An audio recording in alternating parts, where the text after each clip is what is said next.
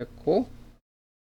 그래서 이제 요 책으로 하고 내가 1주 4주 정도 4에서 5주 필요하면 5주까지도 할 거예요. 그래서 슬롯을 지금 만드는 중인데 뭐 이번 주 지나서 이제 과목에 마음에 안 들면 드랍하는 사람들도 있을 테니까 어쨌든 이번 주 수강 신청 변경 기간이 끝나고 수강 인원이 확정되면 현재 수강 인원이 이제 17 플러스 3 인공지능학과에서 개설된 과목으로 세 분이 들어오셨고 컴퓨터공학과로 개설된 이 과목으로 들어오신 사람들이 이제 17명이에요. 그래서 20명이 들어왔으니까 그거를, 20명을 대상으로 슬롯을 만들고 준비했다가, 이제 다음 주에 좀 바뀌면 다시 조절을 해가지고, 여러분이 발표할 내용들, 그러니까 이 책에 있는 기본 내용들을 발표하는 게 한 회가 있고, 논문이 한 회 있고, 지금 이렇게 만들려고 해요.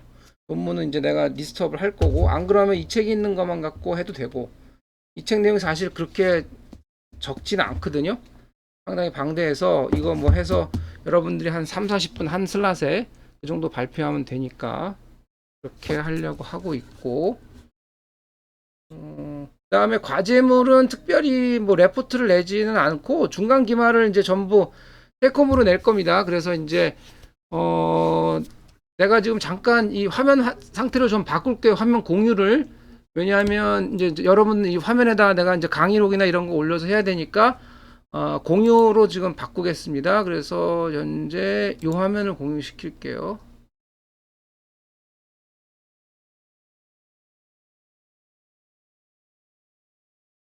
뭐를 빼고 공유가 됐나?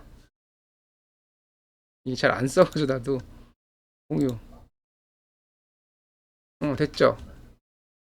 화면을 공유하고 있습니다. 잘 보이죠? 이거 끝에도 보이시고 이거 열어놓을게 내가 이렇게 해서 이거는 굳이 열 필요는 없는데 이 전체 화면은 보이시죠? 데스크탑은 안 보이는 분은 없죠? 안 보이면 얘기를 하세요. 채팅창에 치면 나오거든요. 네, 확실히 웨비엑스 느려. 이거 안 좋긴 한데 그 다음에 이제 공유 화면을 넘어갔을 때 이제 최대 이 보여주는 개수가 틀려가지고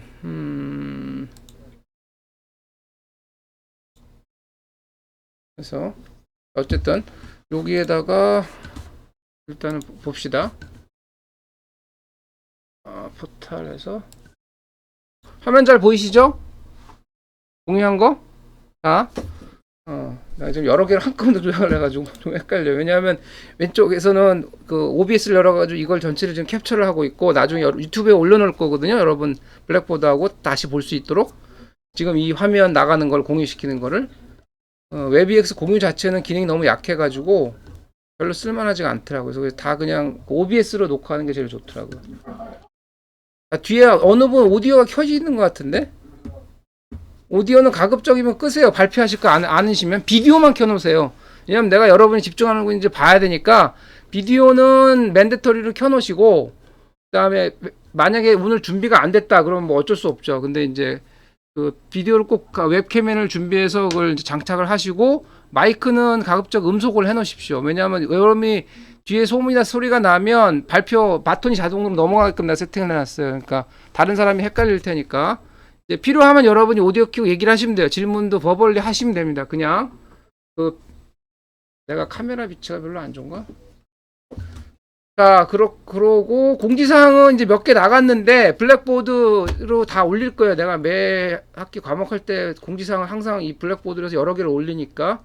그래서 이제 과목에 대한 설명한 거고 주교재 내용 요거 하고 이제 발표 형식을 여러분이 진행할 거라는 거 요거 지금 소개했고 수강 인원은 뭐 바뀔 수 있으니까 그거는 이제 봅시다. 이번 주 지난 다음에.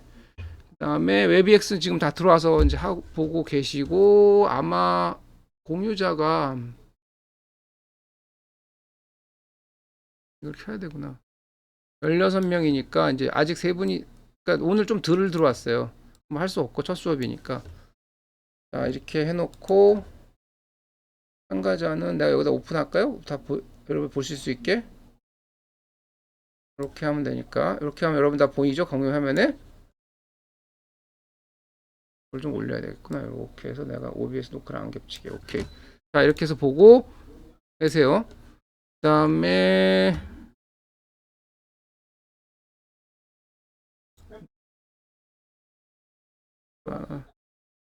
클래스에 고급 딥러닝의 강의 자료는 여기 여러분 나온 것 보여드리는 것처럼 화면에 보이시죠? 핸즈온 러닝 2편 수정을 해가지고 다 출판사 다 받아놨어요. 제공된 게 있어서. 그래서 지금 챕터 19까지 다 있으니까 여러분이 교재 내용 발표할 때는 이거 발표 자료 새로 만들 필요는 없어요. 내용 이해하고 그것만 이제 다른 사람한테 설명만 해주면 됩니다. 오늘은 요 1판 1, 2장에 나온 내용을 주로 해서 사실 1장 주로 2장 조금을 이제 가미해서 내가 이제 따로 만들어 놓은 자료가 있어요. 그래서 그걸 갖고 그냥 기계학습에 대한 뭐 아주 간략한 그냥 인트로덕션만 할 겁니다. 요건 다시 뺄게요. 참가자는 다 보셨으니까. 그래서 이걸 보시고 전체 화면을 만들게요. 그래도 여러분 보기 편하니까. 이게 항상 이게 작업 넘겨야 되는데 이게 어떻게 표시하더라? 까먹었다. 표시 설정 있네. 그런 식으로. 자 이제 제대로 보였죠? 이 PPT가 별로 마음에 안 들어 나는. 자 그리고 자 인공지능 기계학습 기본 개념인데 뭐 잘 아는 사람들 우리 연구실 박사과정생들은 뭐 다 잘 알 거고 기계학습 했던 사람들 여기 있을 거고 그 다음에 인공지능학과 만약에 21학번인데 학부 과정에서 뭐 들었다 그러면 다 잘 알 거예요. 이제 알고 있는 내용일 수도 있고 그 다음에 이제 이 과목을 혹은 통해서 기계학습에 대해서 처음 들었으면 이걸 좀 일로 바꿔야겠네. 자꾸 안 보이네. 그러면 생전 처음 듣는 내용일 수도 있죠. 어쨌든 감안하고 들으십시오. 좀 수준을 낮춰서 이거 만들어 놓은 자료거든요. 그래서 이런 내용이 있어요. 상당 뭐 내용은 업투데이트를 제가 지난 작년에 이거 12월에 썼기 때문에 그렇게 오래된 자료는 아니에요. 그다음에 인공지능 기계학습을 이제 용어 정리를 한번 하면 많은 사람들이 특히 언론에서 기자들이 얘기할 때 그냥 막 쓰거든요. AI, ML 같은 게 아니에요. 엄연히 얘기하면 그러니까 말도 의미가 틀려요. 그러니까 제일 쉬운 거는 여러분 화면에 보면 여기 보이시죠? 밑에 하단의 그림에 머신러닝, AI 이렇게 그림으로 그려 있는 거. 요거보다는 사실은 이 그림이 더 맞는 겁니다. 내가 보는 관점에서는. 이거는 이제 관점에 따라 틀려요. 학문적으로 어떻게 이걸 볼 거냐에 따라서 AI를 이제 바라보는 관점에서 어떻게 볼 거냐에 따라서 나는 이제 이렇게 보는 거예요. 주로. 이런 식으로 해서 나는 이제 요 관점을 더 중요하게 본다. 이렇게 해서 나는 AI가 가장 브로드한 개념으로 돼 있고 그 안에 ML과 딥러닝이 포함되어 있다고 보는 이제 학자죠. 이렇게 보는 분들도 있어요. 그 뭐 본인의 견해니까. 그래서 AI는 이제 라는 말은 이제 튜링 테스트에서 사실은 시작이 된 겁니다. 알란 튜링 박사가 튜링 테스트라는 거를 제안을 하면서 1950년도에 그분 논문에 의해서 이제 발표되고 이제 그런 말이 이제 대두가 된 거죠. 인공지능이란 말이. 그리고 이제 게임 AI란 말을 처음으로 쓴 사람은 크리스토퍼 스태츄하고 디트리트 프린츠 두 사람이에요. 그래서 이제 뭐 무슨 게임이지? 네모 칸 해가지고 한 칸씩 건너뛰는 게임, 해가지고 세 줄 연결하는 게임 있죠. 그걸 이제 게임에 그걸 구현을 해가지고 그걸 이제 컴퓨터가 사람이랑 이제 겨룰 수 있게 그러면서 이제 게임 AI란 말이 처음 쓰였습니다. 예. 머신러닝이란 말은 기계학습이란 말은 59년도 아서 사무엘 박사가 먼저 이제 논문에서 이제 사용한 용어예요. 그러니까 나는 이제 이런 예를 들어서 설명을 해요. 여러분 이제 게임 뭐 FPS 뭐 MMORPG 같은 거 뭐 해가지고 하면 이제 캐릭터 여러분 화면에 나오잖아요. 그럼 그 조정해서 쭉 가다 보면 이 마우스 가지고 여기 있는 예를 들면 여기 있는 캐릭터를 이쪽으로 이동하고 싶다 그러면은 여기에 뭐 바위가 이런 식으로 있다고 치면 여기도 있고 보통은 이제 클릭해서 요거 피해서 이런 식으로 클릭을 하죠. 이게 그러지 않고 여기를 한꺼번에 클릭했을 때 알아서 최적 경로를 찾아가는 게 사실은 인공지능의 가장 기본적인 설치 기술 중에 하나입니다. 그게 그러니까 뭐 그거를 지능이라고 보긴 조금 한데 어쨌든 뭐 지능적이긴 하죠. 왜냐하면 장애물을 알아서 피해가는 거니까 장애물 경로를 자기가 계산을 해가지고 최적 경로를 찾아서 자기가 가는 거죠. 그런 식으로 이제 설치가 가장 기본적인 AI의 기본 구조라고 그럴까 구성이라고 그럴까 혹은 쓰이는 기술 의 예제가 될 수가 있고 기계학습은 좀 틀려요. 그거랑은. 기계학습은 그게 아니라 이제 알고리즘 안에 들어가 있는 파라미터들이 바뀌는 거예요. 그래서 나중에 다시 한번 돌렸을 때 알고리즘이 다르게 행동합니다. 결과값이 틀려져요. 이게 설치는 장애물에 대한 데이터가 픽스가 돼 있으면 항상 같은 답이 나와요. 그렇게 생각하면 쉽습니다. 이게 여러분이 알고리즘을 바꿔주기 전에는. 근데 이제 장애물이 이제 배치가 같다는 가정하에서는 AI 서치로는 이제 계속 같은 경로가 나올 거고, 이제 머신러닝으로 돌리게 되면 이제 다른 결과가 나오겠죠. 뭐 학습에 대한 뭐 저거니까 한번 읽어보세요. 국어사전. 사전도 가끔씩 보면 재밌어요. 그 누구죠? 그거 유명한 래퍼 중에 미국 사람 생각에 이름이 안 나네. 그 사전 보는 거 취미인 래퍼가 있더라고요. 갑자기 그 사람 생각나네. 백인 유명한 래퍼인데 나중에 생각나면 알려줄게. 강의하다가 사람 이름 자꾸 까먹어가지고. 어쨌든 국어 사전에 나오는 정의는 저렇게 돼 있고, 그 다음에 기계학습이란 거는 여기 이렇게 한다 이렇게 합니다. 인공지능 초창기 사무엘 박사가 이걸 자기 논문에 쓴 거예요. 사무엘 1959년도 아까 얘기했던 발표했던 그 논문에 이렇게 써놓은 겁니다. 이게 그런 식으로 프로그래밍 컴퓨터가 주어겠죠. To learn from experience should eventually eliminate the need for much of this detailed program effort. 이게 컴퓨터가 이제 경험을 통해서 학습할 수 있도록 프로그래밍 할 수 있다면, 그러면 eventually 최종적으로는 이제 세세한 프로그래밍 에포트에서 벗어날 수 있다. 뭐 이런 얘기입니다. 뭐냐면 경험을 통해 학습이 키예요. 결국은 경험을 통해 학습인데, 경험을 통해서 학습이란 얘기는 이제 뭐 그 안에 갖고 있는 자기 저장된 뭐 여러 가지 밸류들이 있겠죠. 변수도 있고, 그걸 자기가 이제 바꾼다는 얘기예요. 사람이 바꾸는 게 아니에요. 데이터에 의해서 프로그램이 바꾸는 겁니다. 스스로. 예, 그게 핵심이에요. 그게 내가 보기에는 그게 AI하고 ML을 이제 이제 뭐 분리할 수 있는 그런 바로미터가 된다고 나는 생각을 해요. 그런 기능이 없으면 그냥 일반적인 AI로 치부해야 되고, 이게 그러니까 여러분이 룰을 10개 만들어 놨어요. 그리고 프로그램이 룰을 더 이상 추가를 안 합니다. 데이터를 줘도. 그거는 AI라고 봐야겠죠. 룰 베이스 AI죠. 가장 대표적인. 근데 여러분이 데이터를 주면 데이터가 혹은 바뀌면 그 프로그램이 자기가 알아서 룰을 추가하거나 룰을 변형하거나 해요. 그리고 그 룰에 의해서 이제 행동을 하는 거죠. 그러면 그거는 definitely 머신러닝입니다. 예. 그래서 학습이란 게 뭐냐, 여러 가지가 있을 때 그 화두인데, 여러분도 한번 잘 생각하십시오. 이 학습이란 말에 모든 게 사실은 담겨 있어요. 이게 그래서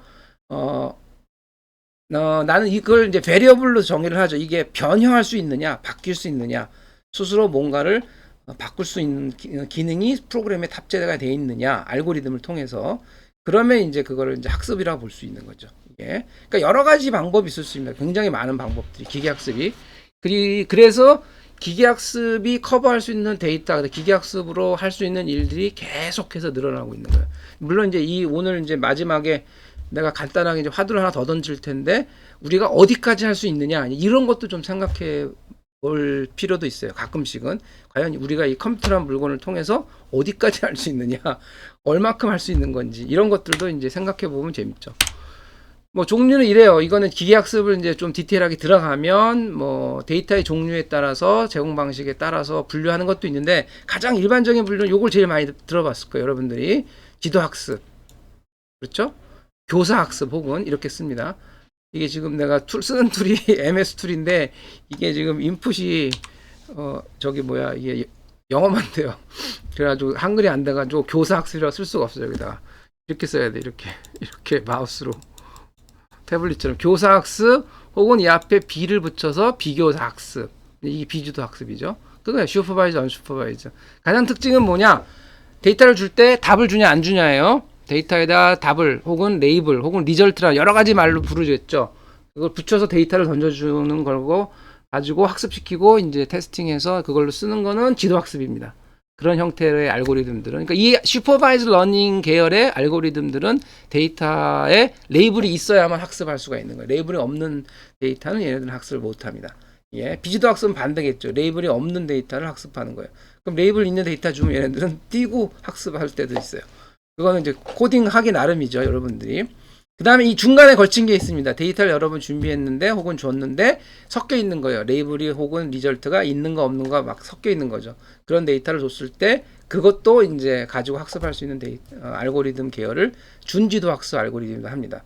그 다음에 조금 이거 동떨어져서 강학습은 엄밀히 하면 비지도 학습 계열이에요. 언슈퍼바이저. 이건 레이블이 없는 데인데 레이블이라기보다는 이건 학습 목표에 대한 일종의 이제 보상 함수를 만들어 줘야 돼요. 그래서 보상 함수 값이 높아지는 쪽으로 그렇게 학습을 하는 그런 리인포스 러닝인데 강화학습은 기계학습 중 여기 설명되는 이 책에 설명되는 것 중에서도 비교적 가장 최신에 개발된 알고리즘들이에요. 강화학습이 아직도 많은 부분이 연구가 덜 돼 있습니다. 많은 부분을 더 해야 되고 그리고 이제 가장 최신에 핫하다고 되는 이제 로봇이 걸어가는 거 있잖아요. 두 발로 걷는 거라든가 뭐 그런 형태의 학습이라든가 그런 이제 쪽에 많이 쓰이고 있고 비지도 학습 계열이면서 이제 가장 최신에 나온 건데 요즘 나오는 데이터들이 레이블이 없는 데이터가 너무 많아요. 사실은 데이터를 따지면 우리가 갖고 있는 인간이 갖고 있는 데이터 그 중에 여러분이 생각을 한번 해보세요. 인터넷이 있고 그다음 인터넷이 아닌 쪽에 있는 데이터들도 있을 거예요. 옛날에 DB 같은 경우 저장되는 거 여러분 잘 아시잖아요. 그럼 전 생각을 해보세요. 도대체 얼만큼의 데이터가 레이블이 있을 거냐? 그 특정 값을 놓고 요것의 결과치가 얼마다라고 누군가 정제하거나 레이블이 붙여주거나 리절트가 있거나 다듬어준 데이터가 얼마나 있을지 1%나 되겠어요? 10%가 되겠어요? 내가 보기엔 0.1%도 안 될 거예요. 전 세계 갖고 있는 데이터 중에 결국은 뭐 1%든 10%든 대부분은 요 레이블이 없는 데이터란 거죠.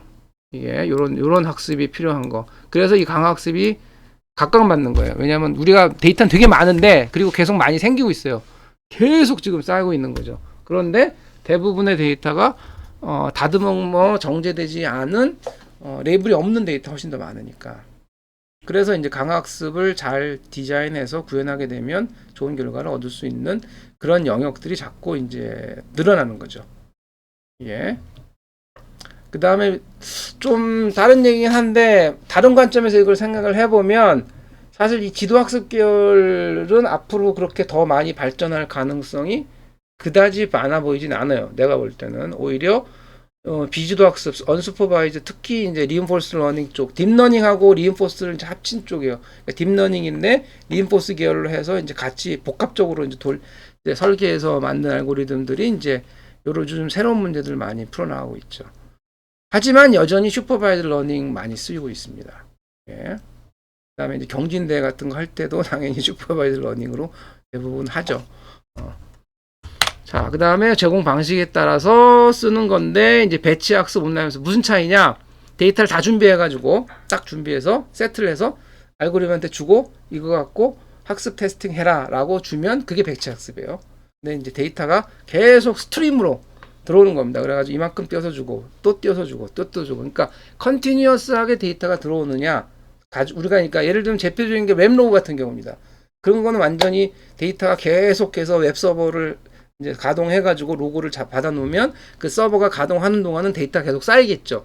그러면 그거를 2021년 2월 1일부터 2월 28일까지의 데이터만 갖고 우리가 딱 학습해서 그거만 갖고 우리가 이제 쓰겠다 하면 이제 백치 학습 알고리즘으로 돌리면 되지만 그렇지 않고 우리가 계속해서 들어오는 앞으로 내일에 들어올 데이터도 우리가 학습에 쓰고 싶다라고 하면 알고리즘은 이걸로 가야죠. 온라인 학습 혹은 점진적 학습이라고 하는 인크리멘털 러닝이라는 그 알고리즘 계열로 된 알고리즘을 여러분이 선택해서 설계해서 집어넣고 구현해 줘야죠. 이 인크리멘털 러닝은 JF 요거 교환한 분이 내 석사학위 때 그 지도교셨어요. 필리머 박사. 인크리멘털 러닝을 처음 개념을 만들고 이제 카네기 멜론에서 박사학위를 할 때 그 양반이 박사학위 논문 쓸 때 이걸로 썼었어요. 그게 필리머 박사 하여튼 되게 오래됐어요. 이 개념은. 나중에 한번 찾아보세요. 이거 어떻게 되더라? 이게 캐릭터가 인풋이 까먹었어. 이게 인풋 하는 거를 내가 나중에 보여줄게. 크롬으로 해가지고 내가 옆에다가 창을 다시 열어가지고 찾아서 보여줄게요. 그 양반은 사진은 요즘 안 나오는데 뭐 약간 정치적인 문제 때문에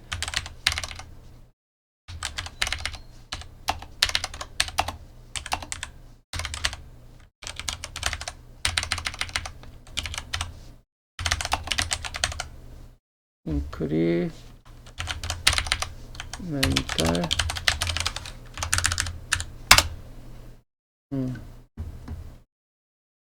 incremental learning from 제프리스 슐리머 이 논문인데 이게 incremental learning에 대한 최초의 논문이에요. 이게 86년도. 최초는 아닌데 거의 이게 이제 제일 많이 알려진 논문이에요. 그리고 제프리시 슐리머 이 양반이 이제 내 석사 때 지도교수였고 어바인에서 카네기 멜론에서 고수를 갔다가 이제 거기서 정교수가 못 되고 조교수 하다가 이제 WS 워싱턴 스테이트 유니버시티로 이전 맞고 그때 내가 이제 이 양반 밑에서 석사를 했죠. 네, 맞아요. 박사는 어바인에서 받았죠. 석박을 해서 26살 때인가 5살 때 받았을 거예요. 박사를 7살 안 돼서 받은 것 같은데 내가 기억하는 실리머 박사는 하여튼 무지하게 스마트한 사람이에요. 그래서 코딩을 이분은 이제 전통적인 이제 머신러닝 AI 같이 하던 분인데 코딩을 리스프로 해요. LISP라는 걸. 근데 그 몇 번 같이 코딩하는 걸 봤는데 나도 그때 리스프를 이제 쓰다가 요즘 리스프를 안 쓰는데 프로블럼이 있잖아요. 시트를 보고 딱 해가지고 머릿속으로 해서 디스커션 생각한 다음에 그냥 여기서 생각해가지고 여기다 코딩만 해. 키보드로 쳐. 근데 리스비 원래 코딩하기 쉽지 않아요. 계속 리스트가 넘어가서 그걸 갖다 맥킨토시 큰 화면 넘어간 거 5페이지 넘어간 걸 계속 코딩을 해가지고 딱 치는데 에러가 하나도 없더라고. 어떤 그 인크리멘털 러닝 재미있어요 보면은. 근데 아까 얘기했듯이 요런 데 쓰이는 알고리즘이라는 거 지금은 이제 좀 각광을 받고 있죠. 그 당시 86년도에는 이게 각광을 못 받았던 이유가 데이터가 다 그냥 배지 러닝으로 다 하니까. 그리고 그때는 인터넷이 일반화되지 않았던 시절이거든요. 근데 지금은 이제 오히려 데이터가 스트리밍 데이터가 훨씬 많죠. 그렇고 그 다음에 회귀분류 예측 요건 이제 뭐 간단히 할 수 있는 거네요. 리그레션, 클래시피케이션, 프리딕션. 요거는 이제 여러분 통계에 다 들어봤죠. 통계에 나오는 리그레션하고 똑같은 개념입니다. 그 다음에 이제 분류는 이제 그러니까 이제 수식을 만드는 거예요. 코에피션트 해가지고 요거 함수 찾는 거.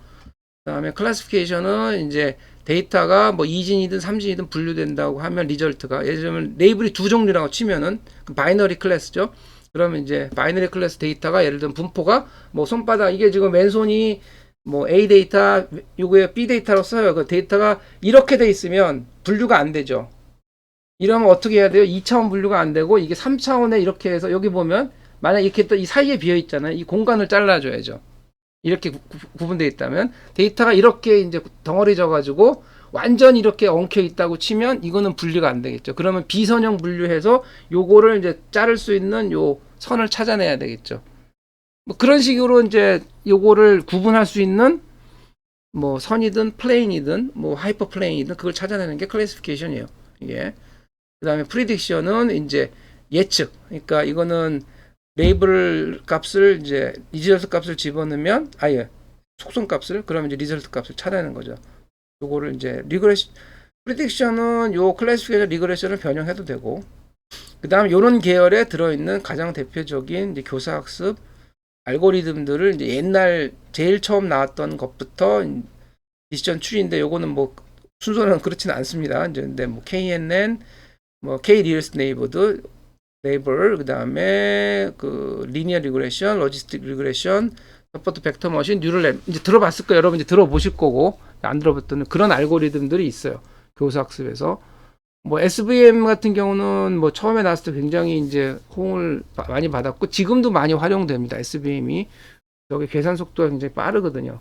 굉장히 빨리 찾아낼 수 있어가지고 그다음에 뉴럴넷은 잘 알죠. 여러분이 잘 알고 있는 딥러닝의 조상입니다. 저게 이제 딥러닝 계열이 결국은 뉴럴넷을 이제 변형을 해서 지금의 이제 딥러닝 계열 알고리즘들이 탄생을 한 거죠. 예. 아마 과반수 이상이겠네요. 그럼 우리가 기계학습으로 보면 뉴럴넷 계열이 종류로만 따지면 개수로만요. 그다음에 비주도 학습은 이제 이렇게 문제를 얘기를 하죠. 요거를 이제 클러스터링 한다. 혹은 density estimation 한다, feature space transformation 한다. 이런 식의 이제 문제를 풀 때 이제 비주도 학습 알고리즘을 쓴다는 거죠. 이게 그래서 군집하는 데이터가 예를 들면 돼 있으면 이거를 이제 서로 누가 모여 있나 이제 이걸 찾아내는 거예요. 그리고 이제 센터 점을 찾는 거예요. 아까 예제로 들어가서 만약에 점들이 이런 식으로 모여 있다 그럼 이 안에 있는 점을 찾는 겁니다. 센트로이드를. 그래서 이제 찾아내는 게 군집화의 이제 솔루션, 그렇게 풀어가는 문제들이고, 그 다음에 밀도 추정은 이제 density estimation이니까 저건 뭐겠어요? 확률 밀도 함수 추정하는 거예요. 그래서 그걸 이제 추정을 해가지고 찾아내는 겁니다. 뭐 가우시안 방법으로 찾는 것도 있고 여러 가지 방법들이 있어요. 저건 이제 함수적으로 이제 풀어서 만약 이거 이제 정규 분포의 합이다 이렇게 가정을 하고 그걸 이제 가우시안 분포로만 이루어졌다라고 가정을 하면 이제 그거에 평균값하고 분산값만 찾아내면 되잖아요. 가우시안 곡선이 한 개로 구성되어 있을 수도 있고 여러 개도 있을 수 있지만 뭐 한 개든 여러 개든 그걸 찾아내는 거죠. 그게 이제 density estimation의 기본 방식이에요. 그러면 이제 가우시안 분포라고 가정하고 가는 것도 있고 다른 분포도 이제 가정을 하고 그렇게 찾아낼 수가 있다는 거죠. 피처 스페이스 트랜스포메이션은 이제 보통은 이제 저거를 이제 속성 간의 상관관계를 조사해 가지고 줄여버리는 겁니다. 이게 개수를 너무 많으니까 200차원, 300차원 될 때 이제 문제가 이제 안 풀리거든요. 답이 좀 안 좋은 게 나오고 그러면 이제 특징 공간 변환을 써가지고 비지도 학습법으로 해가지고 레이블 상관없이 속성값만 가지고 그걸 통계적 처리해, 기하학습적 처리해서 줄여버려요. 개수를. 여러분이 K민지 많이 들어보셨겠어요? 이런 것들. K민지 많이 들어보셨죠? 그 다음에 이제 아까 얘기했던 특징 공간 변환 방법 중에 요거 PCA라는 거 많이 들어봤을 겁니다. 그다음에 혹은 인디펜던트 IPA라는 것도 있고 그 다음에 뭐 이런 방법들이 여러 가지가 있는데 이 책에서 다 소개되진 않아요. 여기는 비교사 학습 방법은 많지는 않더라고요. 비교사 학습 방법이 뒤에 좀 나오긴 하는데 그러니까 부족한 거는 다른 책에 교재에 이제 PPT가 있고 하는 것들이 있으니까 그런 건 내가 그걸 갖고 거꾸로 설명해서 보충을 해도 되고 하니까 그건 이제 커버하면서 봅시다. 왜냐하면 이 책은 주로 딥러닝 계열 알고리즘에 좀 포커스를 맞춘 책이에요. 이게 다음에 보시면 좀 넘어갈게요. 쭉쭉. 비준지도 학습은 그 중간 단계입니다. 그래서 보통은 이제 우리가 데이터를 콜렉트하거나 이제 들어오는 데이터에 대해 레이블이 듬성듬성 있거나 하는 그런 경우거든요.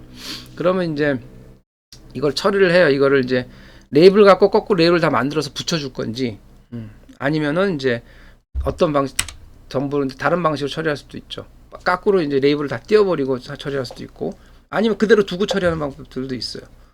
이제 강학습이 아까 내었던 대로 이제 지도학습과는 다른 형태, 이거는 엄밀히 얘기하면 비지도학습 계열이라고 보는 게 맞을 겁니다. 근데 이제 이게 목표 함수를 만들어 놓은 거니까 목표 함수 값에 따라서 가는 거라서 특별한 리절트 값은 없죠. 그러니까 비지도학습 계열이 맞습니다. 예. 다음에 배치 온라인 아까 얘기했듯이 이제 데이터를 미리 준비가 된 데이터를 쓰는 거냐 아니면 계속 이제 입력되는 데이터를 쓸 거냐. 예. 그래서 그거예요. 계속 입력되는 데이터를 이용을 해서 학습을 하면 이렇게 점진적인 인크리멘탈이라는 뜻이 그러니까 사전적으로 점진적이라는 뜻이거든요. 그런 거죠. 이걸 이제 온라인 학습이라 부르는 분들도 있더라고요.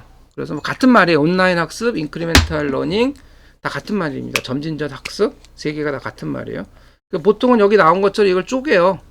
한꺼번에 넣어서 학습이 안 되니까 이제 들어오는 거를 이제 분량을 이제 맞춰가지고 청크를 만들어서 이제 그걸 던져줍니다. 알고리즘에 그걸 이제 가지고 온라인 머신러닝 알고리즘이 학습해서 평가를 해요.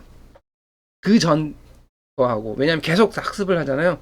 처음에 이제 0.5 값을 준다고 칩시다. 그러면 이제 이번에 평가했는데 점수가 0.6이 나왔어요. 그러면 이제 에버리지 0.5보다 잘 나왔잖아요. 그럼 이게 좋은 거예요. 그러면 이제 이렇게 훈련된 그 알고리즘 혹은 그 훈련된 그 상태로 해가지고 놔둬요. 그리고 데이터가 새로 오잖아요. 그거 갖고 또 학습을 해서 또 평가를 해봐요. 근데 이번에 0.4가 나왔네. 그러면은 학습한 결과가 지난번보다 안 좋잖아요. 바꿔버려요. 예, 그전 걸로.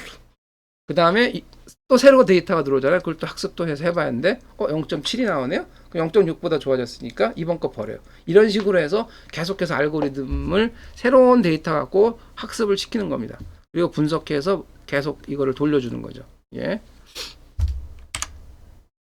기본 개념 이런 것들은 이제 이 책에서 나온 내용도 있고 다른 책에 나온 내용이 있는데 뭐 잘 아는 사람들은 지루할 수도 있고 좀 빨리빨리 넘어갈게요. 이런 거는 여기 뭐 재밌는 내용을 넣을 게 별로 없어가지고 기계학습 기본 개념은 기본적으로 이렇게 생각하면 쉬워요. 우리가 갖고 있는 데이터를 예를 들면 속성이 5개다. 이러면 5차원 데이터라고 그러잖아요. 벡터로 표현하면. 그렇게 이제 여러분이 생각을 하면 됩니다. 결국은 이게 이제 선형대수가 많이 쓰이는 이유, 쓸 수밖에 없어요. 뉴메리컬 어널리시스, 선형대수, 뭐 엘제브라 다 써요. 지금 기계학습에. 수학이 중요한 이유가 데이터 처리할 때 여러분이 함수 설계를 잘 할 수 있으면 아주 신박한 알고리즘을 만들 수 있거든요. 가장 대표적인 게 CNN이죠. 그 컨볼루션 함수를 적용한 거예요. 수학에 있는 컨볼루션 펑션이라는 거를 적용한 게 CNN입니다.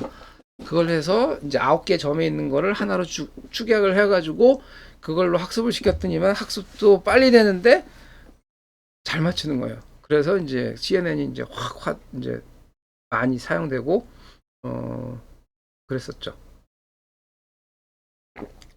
그래서 어쨌든 요런 식으로 이건 2차원입니다. 요 그림에 보이시는 이제 여러분이 보는 거는 목표치의 특징 이런 거고. 그래서 이런 식으로 해서 만약에 점이 이렇게 나서 데이터가 4개 있는데 그거를 함수 F1, F2로 프리딕션 하면은 이제 안 좋게 여러분이 그렇게 해서 계산을 하면 이제 계산값이 안 좋은 거고, 그러니까 결과 안 좋은 거죠. 만약에 F3를 여러분이 찾았다. 요거를 일관하는 이렇게 그러면 무슨 뜻이냐면은 만약에 값이 10이 들어왔어요. 10이 이게 안 돼. 10이 들어왔어요. 그럼 어떻게 돼요? 이렇게 띠띠띠 올라가면 목표치가 이렇게 나오죠. 이게 우리가 프리딕션을 하는 거예요. 그 다음에 새 값이 4가 여기 3이 들어왔다고요. 3이 들어오면 이렇게 해가지고 계산을 해가지고 요 값으로 값을 내줘요. 프리딕션이 되는 거죠. 그 값에 대해서 우리가 레이블을 없었지만 레이블을 맞출 수가 있으니까 리절트를 그렇게 되는 거예요. 이게 결국은 이제 리그레이션 클래시피케이션인데, 그래서 이거를 이용을 해서 클래시피케이션은 이렇게 분리를 한 다음에 세 점이 여기가 들어왔어요. 그러면 얘는 요 밑에 있는 클래스, 얘는 클래스 2 이렇게 분리를 하는 겁니다. 여기에 이렇게 점이 들어오면 요거는 위에 있으니까 클래스 1 혹은 다른 뭐 A 클래스 이렇게 이제 분리를 하는 거죠. 예. 그게 이제 클래시피케이션. 결국은 이제 리그레이션 클래시피케이션의 알고리즘 핵심은 똑같아요. 저거를 이제 주어진 그 학습 데이터를 분리하거나 혹은 그거를 이룰 수 있는 함수를 어떻게 신박하게 찾을 거냐 빨리, 뭐 그런 문제입니다. 이게 이거 넘어가면 안 되는데 바뀌었다. 에스케이프를 너무 많이 눌렀어. 막 넘어갈게요. 쭉쭉 해서 자 이것도 넘어가고 많아요. 이게 장표가 이거 원래 3시간 이상 쓰던 거라 가지고 내가 쭉쭉 넘어갈게요. 이제 데이터셋은 뭐 이런 게 있어요. 특징, 속성, 목표치, 리절트, 레이블 이렇게 말을 씁니다. 이거 다 내가 일부러 나열을 한 거예요. 이게 초보자용 데이터, 이게 이제 팝피트라 가지고 그래서 특징이라도 부르고 속성이라고도 불러요. 이거를 같은 말입니다. 그 다음에 목표치, 리절트, 레이블 이게 같은 말이에요. 그래서 목표치, 리절트, 레이블이 없으면 교사학습이 아니라 비교사가 되는 거죠. 저거를 같이 주면 교사학습이 되는 겁니다. 예.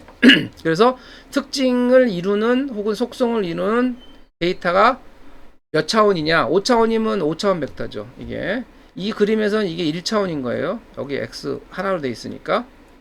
그래서 요걸 줬을 때 y 레이블을 붙여서 n개 매칭하잖아요. 그러니까 이건 교사학습 데이터를 준 거죠. 그렇게 했을 때 이제 이거를 찾는 요 직선을 찾아내는 게 이 학습이죠. 그래서 이제 데이터를 어떻게 우리가 이용할 거냐 이런 얘기예요. 그래서 데이터가 배치로 하든 온라인으로 하든 데이터를 갖고 오면 보통 80~90%를 훈련용 데이터, 트레이닝 데이터라고 그러는데 그게 뭐냐? 이거를 이용을 해가지고 아까 봤던 요거 있잖아요. 요 선 F3 이거를 찾는데 사용하는 거예요. 이게 나머지는 뭐 어떻게 하겠어요? 1~20%는 선을 찾은 다음에 10% 데이터를 가지고 F3가 얼만큼의 정확도를 보여주는지를 측정하는 겁니다. 측정 데이터. 그러니까 성능 측정하는 거죠. 나름대로 테스트인데 엄밀히 얘기하면 이제 성능을 측정하는 거죠. 얼만큼 훈련을 잘 했나, 학습을 잘 했나, 보통 이렇게 하죠. 그래서 트레이닝 테스트를 반드시 분리해서 다른 데이터를 써야 돼요. 그러실 분은 없겠지만 데이터가 100개 1000개 있어요. 1000개로 훈련시키고 1000개밖에 없어요. 예를 들면 1000개 갖고 왔어요. 근데 그 1000개를 이용해서 다 그걸 훈련하는데 썼어요. 여러분이. 그리고 나서 그 중에서 다시 100개를 뽑아서 테스트를 해서 그러면 안 됩니다. 그러면 완전히 잘못된 거예요. 그러면 그렇게 나온 결과는 아무도 인정을 안 해요. 왜? 훈련할 때 썼던 데이터이기 때문에 이거를 테스트했을 때는 검증을 못 한다고 보는 거예요. 우리가. 그래서 반드시 데이터를 분리해서 써야 돼요. 그러니까 1000개가 있으면 이거를 900개, 100개 이렇게 나눈다는 얘기죠. 10%씩 나누면. 그래서 900개를 이용해서 훈련에 쓰고 나머지 100개 가지고 테스트를 해서 레이블이 다 있으니까 교사학습이라고 치고 그래서 그걸 갖고 이제 성능을 측정하는 겁니다. 예. 그래서 보통은 이제 이걸 10조각 나눠서 그런 방식을 이제 훈련하고 테스트하는 걸 10번 반복하면 그게 이제 tenfold 크로스 베리데이션 이 교차 검증 이렇게 써요. 그래서 요거를 가장 많이 씁니다. 실험에서는. 근데 뭐 훈련 데이터를 이게 해서 잘 안 좋으면 tenfold를 안 하고 그냥 이거를 뭐 4, 5 분류를 나눠서 할 수도 있고요. 데이터. 그거는 여러분이 설계하기 나름이에요. 이제 보통은 tenfold를 하면 해서 하는 경우가 많고 이게 제일 결과가 잘 나올 때가 많아요. 이게 여기 나온 것처럼 이건 5조각 나오는 거죠. 예? 이런 식으로 해서 써도 된다는 겁니다. 그래서 특징 공간 이걸 흔히 이제 피처 스페이스 그래서 이거는 벡터예요. 몇 차원 벡터로 우리가 이제 준비를 할 거냐, 준비가 됐느냐 뭐 이런 얘기입니다. 그래서 뭐 이런 1차원, 요거는 2차원, 요거 리절트가 3이라 그러면 이게 3차원인데 레이블이 있어야 되니까 이거 3차원이겠네. 2차원 공간하고 오른쪽은 특징 벡터만 축으로 표시한 거니까 이런 식으로 3차원 이상 되어 있는 데이터는 볼 수가 없으니까 우리가 그냥 머릿속으로 혹은 벡터로 계산만 하는 거예요. 그래서 뭐 이거는 예제인데 우리 이제 많이 쓰이는 데이터들이에요. 흔히 이제 와인 데이터, 아이리스 데이터라고 하는 혹은 MNIS 필기체 데이터 같은 경우 그래서 차원수 준비된 데이터 몇 개. 요거는 이제 손으로 쓴 글씨를 이렇게 해서 이렇게 뭐 픽셀로 해가지고 표시한 거거든요. 그 픽셀 수가 784개예요. 784차원입니다. 여기 보면 이거예요. 화소 1, 2, 3. 이게 이제 이렇게 된 정방형 픽셀이에요. 여기에 이제 뭐 0, 1, 2 이렇게 해가지고 쓴 거를 전부 이제 필기체한 걸 다 이제 데이터 디지타이징 해가지고 이렇게 준비해 놓은 거죠. 레이블 다 붙여가지고.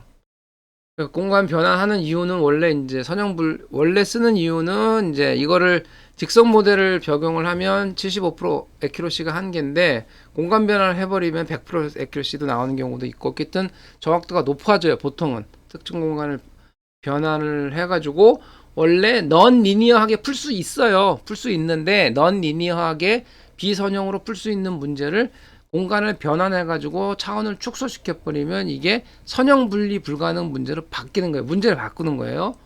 예, 그러니까 데이터를 변형하는 거죠. 그러면 이제 더 좋은 결과를 얻을 수 있다는 거죠. 예, 그러니까 이거는 이제 알고리즘 측면이 아니라 데이터 측면에서 이걸 어떻게 학습 그 다음에 그 검증이 더 잘 되도록 데이터를 바꿔주는 겁니다. 이게.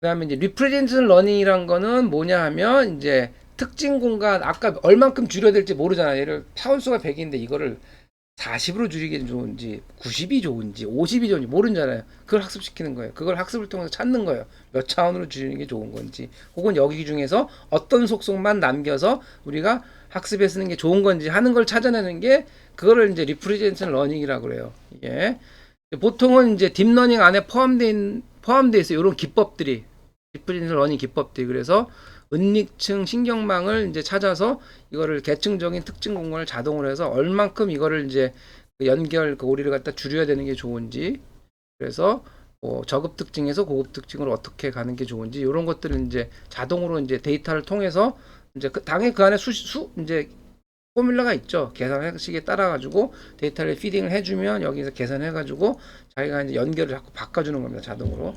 그래서 최적의 리프레젠테이션 러닝을 하도록 뭐 그렇게 많이 하죠. 예. 이걸 이제 다른 책의 UCLA의 팽시 박사가 만드는 그림인데 머신러닝을 분류한 거예요. 그래서 리그레션, 레귤러레이션, 강화, 딥러닝, 뉴럴넷. 요거는 같은 계열이라 보고요. 보통 딥러닝을 따로 이렇게 하는 이유는 이게 이제 많이 요즘 사용되고 있고 연구가 되고 있으니까 별도 분류를 보통을 합니다. 그리고 그냥 뉴럴넷 그러면 딱 두 가지 정도, 두세 가지.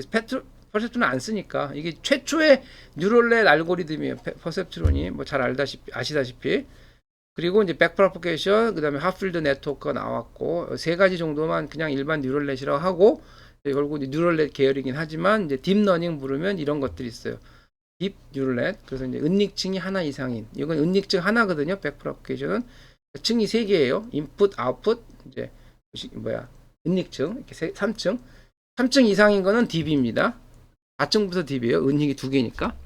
그 안에 이제 컨볼루션이나 리커런트 뉴럴넷 같은 게 있고, 이제 이게 잘 여러분 알고 있는 CNN이죠.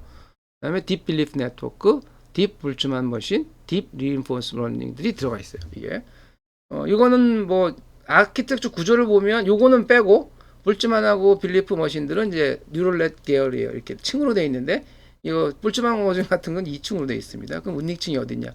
그거 은닉층 상관없이 그 연결하는 함수가 틀려서 볼츠만 계열로 분리를 하는 거고요. 어쨌든 그 층으로 레이어로 구성되어 있다고 하는 걸로서는 이제 뉴럴넷 계열이라 이렇게 보는 거죠, 보통.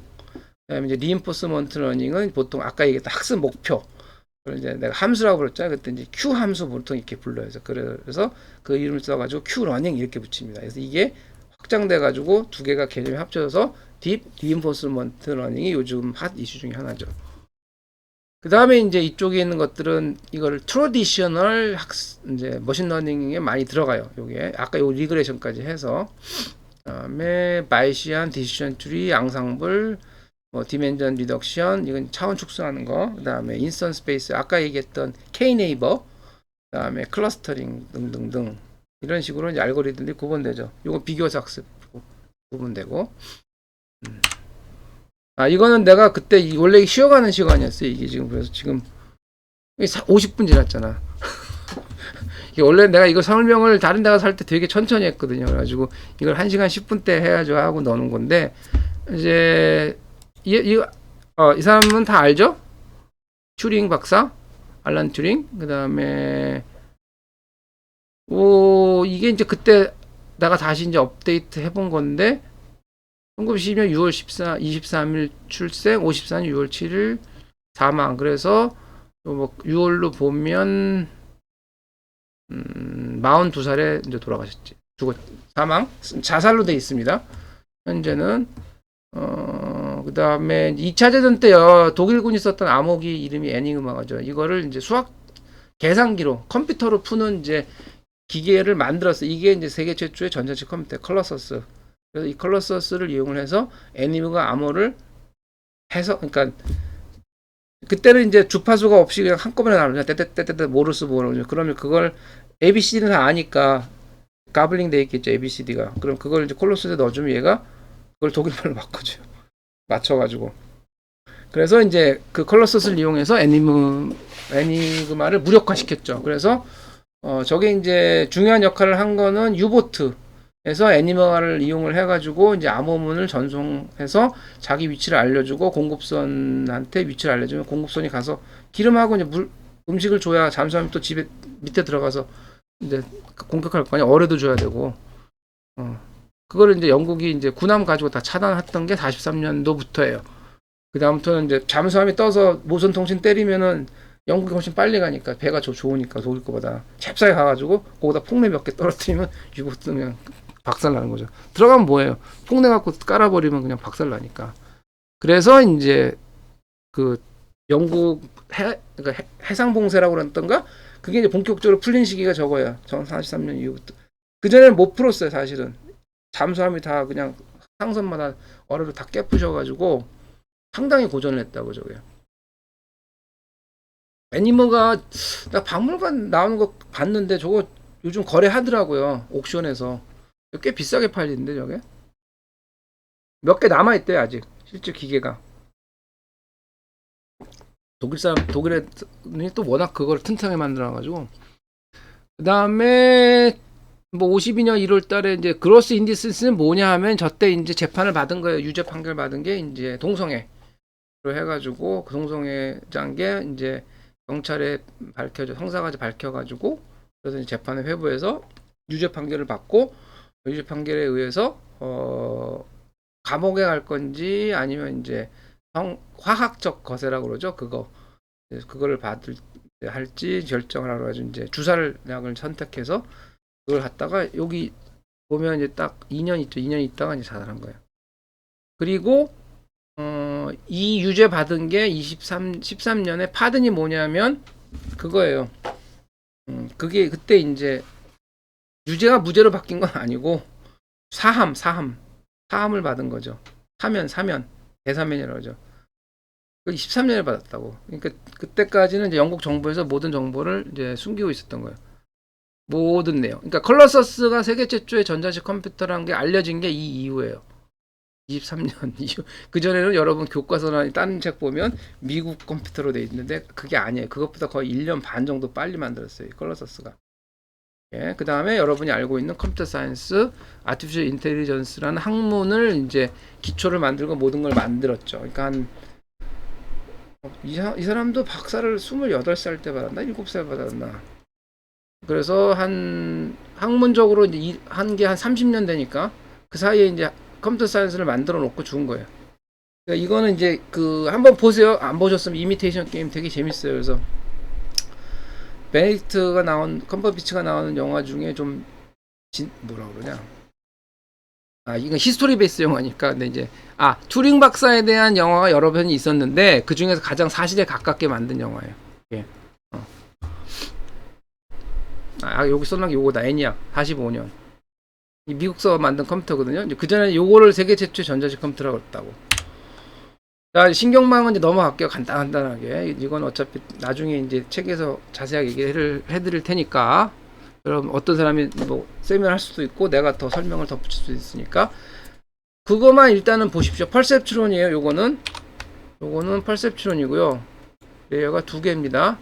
멀티레이어 퍼셉트론은 요거죠. 아까 4개 했죠? 레이어가 3개예요. 하나, 둘, 셋. 요게 히든이에요. 요 레이어가. 그렇게 돼 있습니다. 그래서 레이어가 2개짜리 퍼셉트론을 먼저 이제 제안이 됐었고, 그 다음에 퍼셉트론 갖고 못 푸는 문제를 이제 제시가 되고, 퍼셉트론 연구가 이제 됐었고, 레이어를 하나 추가하고, 백프로포게이션이라는 그 알고리즘을 추가해서 다시 이제 뉴럴네트에 대한 연구가 시작됐다 하는 뭐 그런 얘기입니다. 여러분 잘 알고, 요게 이제 간단한 역사예요. 나중에 한번 보세요. 자세하게. 중요한 타임라인은 요거고요. 이게 퍼셉트론이 나온 거고요. 58년. 이제 최초의 신경망인데 퍼셉트론은 58년에 나왔어요. 논문으로 발표된 게. 이게 다른 걸 거예요. 신경망이라고 해서 이런 식으로 계산이 가능하다 해서 나올 거예요. 이때는 컴퓨터가 없던 시절이거든요. 43, 49년도는. 58년도는 퍼셉트론 나왔을 때 이때 이제 어디더라? 미국 연구소 일부하고 은행이 아니라 미국 국세청에서 컴퓨터를 IBM에서 쓴 게 저 당시 59년인가 60년인가. 그리고 이제 이때는 연구용으로만 쓰던 때거든요, 컴퓨터를. 이거는 그냥 제안을 한 거예요, 알고리즘을. 실제로 돌린 건 아니고. 왜냐면 이 퍼셉트론이 그 안에 계산식이 들어가거든요. 그거를 제안을 한 거예요. 그래서 퍼셉트론이라는 이름을 붙인 겁니다. 그 다음에 그 사이에 요게 이제 과대평가, 이게 퍼셉트론이 못 푸는 문제가 이렇게 많네요. 이렇게 해가지고 이제 민스키 박사가 공격해서 이때 이제 다 끊겼고, 그 다음에 요 사이에 보면 이런 지금 한 11년 후에, 이거 아니다, 이거 60, 이게 이제 그거예요. 요게 민스키의 보고, 그 다음에 요거 86년도. 요때 이제 58년, 86년도니까 연구 많이 되다가 이제 69년부터 끊긴 거죠. 그러니까 한 17년? 19년 정도, 20년 정도 끊긴 거죠, 연구가. 그 다음에 이제 2000년 직후에 이제 딥러닝이 이제 구현되고 오버피팅 문제 해결되면서 이제 주류 기술로 자리 잡았죠. 지금은 이제 신경망 계열이라고 할 수 있는 딥러닝 계열 알고리즘들이 이제 가장 많이 연구됩니다. 기계학습에서는. 퍼셉트론은 넘어갈게요. 이충 구조니까. 이거는 아까 얘기했던 이런 연산식 어떻게 해서 요거를 활성화 시킬 거냐 하는 그 식을 가지고 이제 아까 퍼셉트론 이름을 붙여서 발표를 한 거고요. 4층 퍼셉트론, 백프로포게이션이란 거는 이제 나중에 나오는데 2층 퍼셉트론을 부를 수 있는 선형 분리기 한계를 이제 민스키 박사가 여기서 이제 공격을 했죠. 그래서 이제 요거를 극복한 게 이제 86년도 4층 퍼셉트론 레이어를 하나 더 붙이고 그 다음에 역으로 해서 계산식을 더 집어넣은 그렇게 해서 이제 해결을 한 겁니다. 그 다음에 시그모이드 활성함수 도입한, 그래서 아까는 계단식 함수였는데 3층 백프로포게이션은 보통 요걸 써요. 많이 이렇게 시그모이드. 요것도 한 역할을 했어요. 이렇게 하면 아주 학습 속도도 빠르면서 결과가 좋거든요. 요런 이제 어떤 활성함수나 학습함수를 쓸 거냐 하는 거에도 연구들을 많이 합니다. 이게 여러분 보통 이제 코딩하고 이제 구현할 때는 이제 케라스나 아니면 이런 툴들을 제공돼 있는 것들 보통은 많이 쓰죠. 그걸 갖다가. 근데 이제 조금 더 깊이 더 들어가면 이제 그 함수를 변형해서 여러분이 집어넣으면 그건 더 훌륭한 연구가 되는데 이제 힘들죠. 그는 이제 머리를 엄청 많이 써야죠. 다음에 은닉층의 역할은 이제 이건 은닉층이 2개 있는 거예요. 여기 입력이고 이게 층이 4개 있는 겁니다. 사실은 그러니까 여기 보면 이게 인풋이 있고 은닉, 이게 2, 3 이렇게 4 이렇게 된 거예요.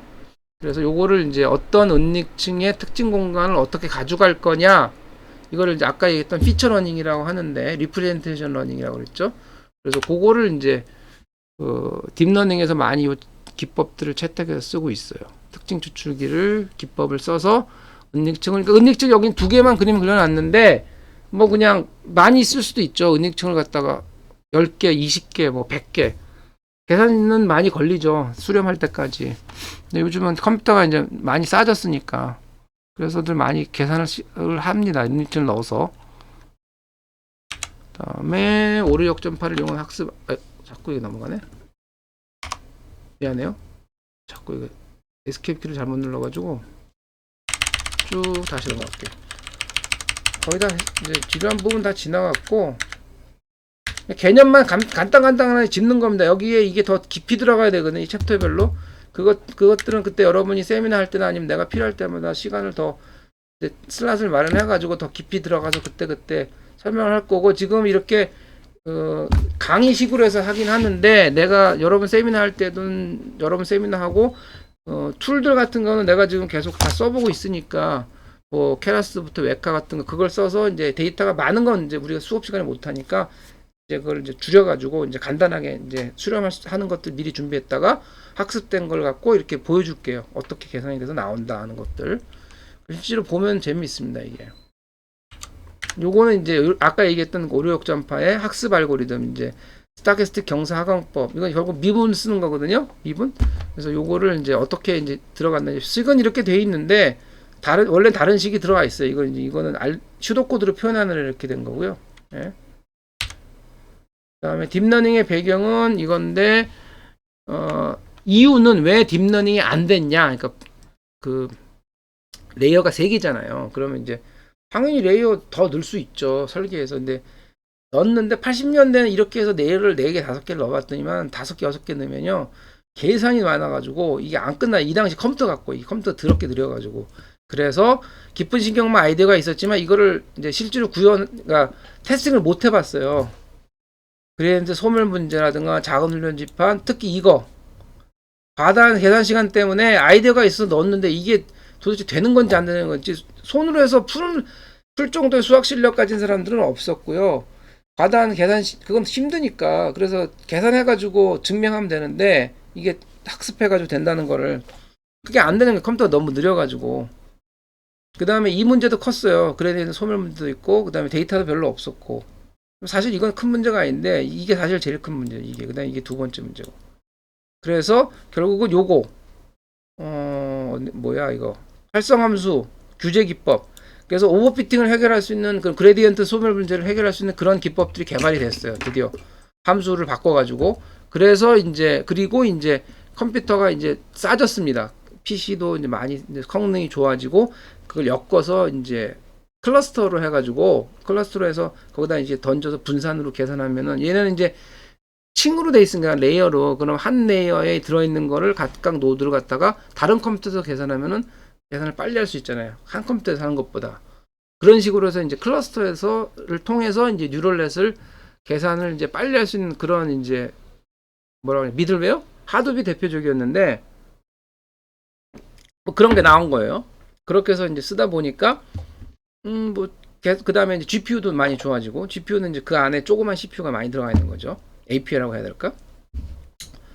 그래서 이제 그런 건데 여기 하드웨어적으로 보면 만들어놨나? 이거죠. 접선 GPU도 같은 거니까 성능은 좋은데 값은 싼 그런 이제 PC 클러스터, GPU 등등등의 그런 이제 하드웨어적인 이제 우리 기술들이 좋아졌어요. 그래가지고 이제 우리가 머릿속으로 생각한 이렇게 했으면 좋겠는데 하는 걸 해서 이제 코딩하는 툴도 마당히 좋아졌고 해서 탁 집어넣으면 계산이 빨리 된다는 거죠. 데이터를 이만큼 넣어도 요 내가 아이디어 생각했던 게 이제 레이어를 많이 넣은 아이디어를 넣어가지고 레이어를 뭐 그전 연구자는 3개 넣는데 난 여기서 아이디어를 써가지고 6개, 7개 막 혹은 뭐 30개를 넣고 그걸 이제 학습 그것도 설계를 좀 이쁘게 해가지고 집어넣는데 그전 같으면 이제 뭐 한 달, 2달 혹은 뭐 한 주, 2주 걸릴 거를 지금은 이제 하루 이틀이면 나온다는 얘기예요. 그래서 이제 기술 혁신이 됐다는 거고 데이터는 당연히 인터넷 덕분이 크죠. 데이터 많이 늘어나고 이제 공유도 많이 하고 있고요. 그다음에 아까 얘기했던 CNN을 이용을 해서 이제 이미지를 이제 인식하는데 굉장히 이제 잘 되네 하는 것들을 이제 사람들이 이제 안 겁니다. 이게 그다음에 이제 수학적 알고리즘적으로는 요거 과잉 접박 오버피팅을 방지하는 데 효과적인 그러한 여러 가지 기법들이 이제 보완이 된 거죠. 가장 큰 특징은 딥러닝은 이게 신경만 입력을 해서 통째학습을 한다기보다는 특징학습을 한다는 게 가장 큰 특징이죠. 이게 보통 기계학습을 이렇게 쓰니까 이게 3층 레이어를 여러분이 썼다 이렇게 쓰는 거예요. 특징 추출을 이제 이거를 여러분이 수동으로 설계해가지고 그 다음에 분류하는데 집어넣어서 이제 특정을 하는데 요걸 갖다가 지금은 데이터를 집어넣으면 걔가 알아서 특징을 다 잡아주고 그 다음에 레이어 간의 연결되는 고리를 정리하고 그렇게 해서 이제 갈 수 있도록 알고리즘들이 만들어져 있다는 거죠. 이게 그다음에 아까 얘기했던 리프레젠트 러닝 다시 나오는 겁니다. 이건 개념이. 그래서 뭐 굉장히 이 리프레젠트 러닝은 지금 다 들어가 있어요. 알고리즘 안에. 그래서 이제 여러분이 뭐 CNN, LSTM 이런 것들을 해서 그냥 갖다가 쓰면요. 그 안에 이제 그 내용들이 들어가 있거든요. 코딩이 돼 가지고 그 툴에서 요즘은 쓰기가 되게 편하게 돼 있더라고요. 예. 그다음에 가장 대표적인 CNN 그림일 거예요. 이거는 인터넷에 나온. 그래서 이제 이렇게 2라고 해서 손으로 쓴 거를 이제 이렇게 해서 이거를 이제 줄이는 거예요. 28 바이를 24 바이 24로 줄이고 12 8 이런 식으로 줄여 나가는 겁니다. 해가지고 이걸 갖고 이제 인식을 해서 요게 결국은 2다 하는 건 이제 인식을 해 나가는 거죠. 요게 해서 했더니 이제 함수에 넣어서 값을 계산하면 이제 결과치가 이렇게 2로 탁 튀어나오게끔 그런 식으로 이제 학습을 시키는 거죠. 그래서 그러면 이제 나중에 새로운 이제 손으로 쓴 사진을 딱 주면 28 바이 28짜리를 뭐 예를 들면 이렇게 쓸 수 있잖아요. 손으로 내가. 그럼 이것도 2로 인식한다는 얘기예요. CNN은 이렇게 해서 이렇게 써도 2로 인식하고 이중률 되게 높아요. 이거 의외로. 그래서 여러분 이제 어디 갔지? 스마트폰 이게 필기체 이게 S펜으로 하잖아요. 이런 계열 알고리즘이 구현돼서 코딩 이제 들어가 있는 거예요, 지금 이게. 많이 보편화돼 있어요, 지금 이런 필기체 인식 쪽은. 컨볼루션이 합성 곱이에요. 이제 번역을 하면. 그래서 뭐 요런 함수인데 1차원, 2차원 입력식의 이제 합성 곱. 요게 이제 연산식 오거든요. 컨볼루션의 연산식이 요거예요. 동그라미 안에 이렇게 느낌표 당구장표에 집어넣은 거. 기본적으로 이제 3x3 요걸 갖다가 계산해서 집어넣으면 이렇게 하나로 바꿔주는 거죠. 9개를 하나로. 이걸 계속 돌아가면서 해요. 쭉쭉쭉쭉쭉쭉쭉. 그래서 이렇게 바꿔주는 겁니다. 요거에 이렇게 바뀌어요. 예. 폴링 연산은 이제 나중에 이제 결과치 나올 때 쓰는 거고. 그걸 이제 변형해서 이제 뭐 알렉스네, VG네, 구글네, 레스네 전부 CNN 계열이죠. 얘네들은 CNN을 다 컴포넌트이 들어간 거 CNN을 변형한 거예요. 그게 그래서 이미지넷 데이터베이스라는 게 있었어요. 2만 부류로 해서 500에서 1000장 부류별로 인터넷 수집해서 구축하고 이걸 공개하고 이걸 갖고 이거를 분류하는 알고리즘을 제시하시오 해가지고 이제 1000부류대의 분류 검출 위치 지정을 해서 문제를 내서 오류율로 대결을 했습니다. 그래가지고 2012년도에는 이제 알렉스넷이라는 그 CNN 변형한 알고리즘이 우승했고 2014년에는 클래리피 팀이 우승했고 이건 특별한 알고리즘 이미는 없었어요. 그 다음에 이거는 14년에 구글 넷하고 이거 구글에서 만든 거예요. 하고 VG넷이 우승을 했고 레스넷이 그 다음에 15년도에 우승을 했고 그래서 이 우승한 CNN계열 알고리즘의 프로그램 상세한 알고리즘 심지어는 다 구현이 됐어요. 계란수 같은데 그래가지고 가중치까지 다 공개해가지고 지금은 널리 쓰고 있습니다. 저게 상용으로 쓸 땐 당연히 라이선스 내야 돼 저거. 내가 알기로 CNN도 라이선스가 특허가 있는 걸로 알고 있는데 저거 최초 만든 사람이 누구였는지 내가 한번 조사를 해볼게요. 근데 이제 상용으로 어떻게 쓸지는 난 그거는 고려를 안 해봐가지고 논문 쓸 땐 상관없거든요. 근데 아마 AI 툴을 상용으로 쓸 때 그냥 이거 썼다 하면 되는 것 같은데 요즘 특별히 돈 안 내고 툴에 아마 적게 있을 거예요. 그냥 한번 보세요. 그걸 갖다 툴에서 제공하는 이제 그 뭐냐 그 라이선스 그 규정이 있거든요.